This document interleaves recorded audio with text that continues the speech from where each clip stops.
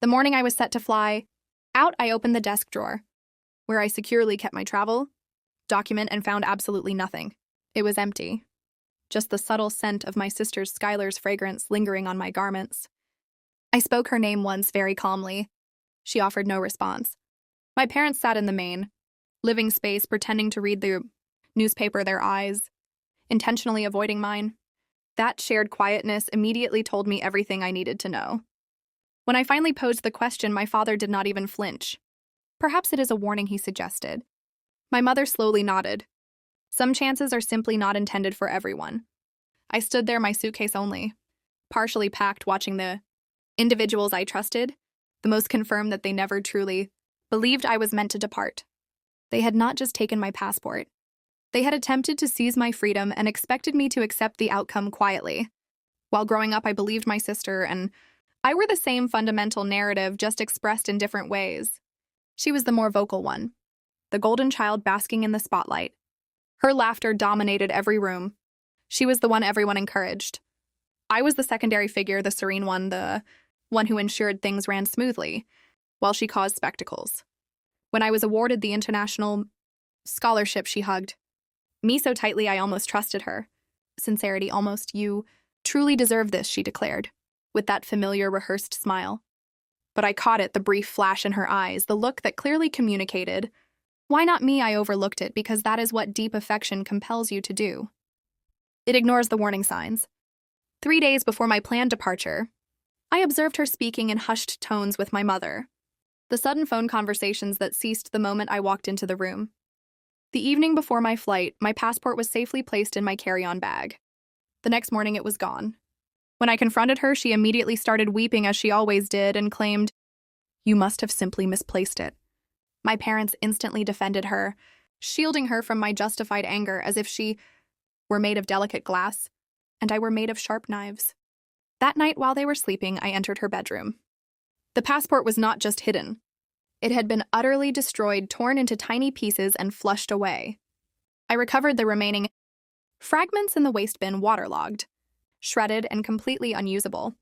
She had not only wished for me to miss the flight, she had wanted me to completely abandon my ambition.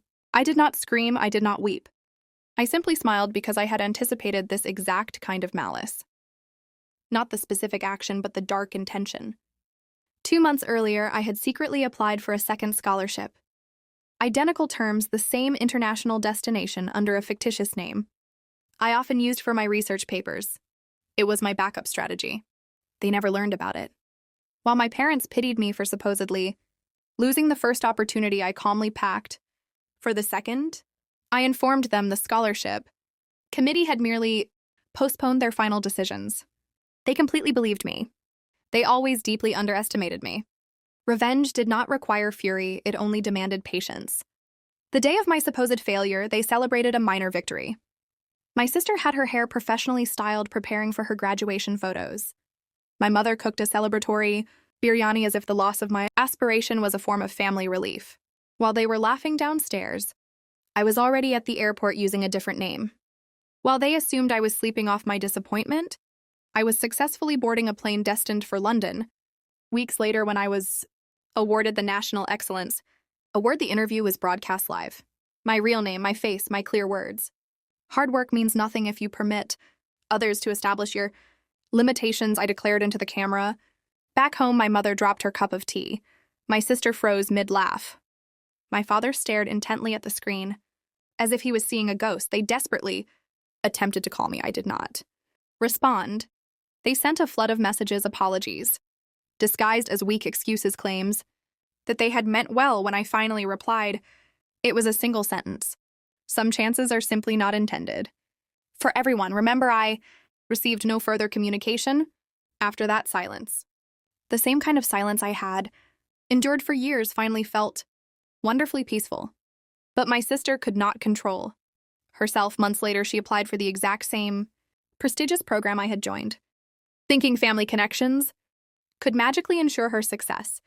When the board contacted me for an official reference, I gave them the complete truth, every single word, every painful detail. She was immediately rejected before she even managed to step into the interview room.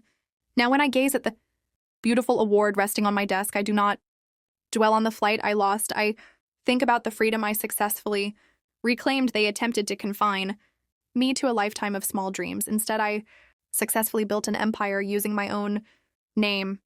Some people mistakenly believe revenge is solely about destruction. It absolutely is not. It is about restoring the balance. Restoring what was stolen quietly, beautifully.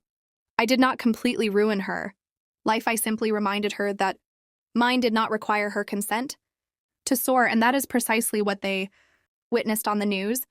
Not their daughter, not their sister, but the woman they had tried to keep. Grounded finally taking flight.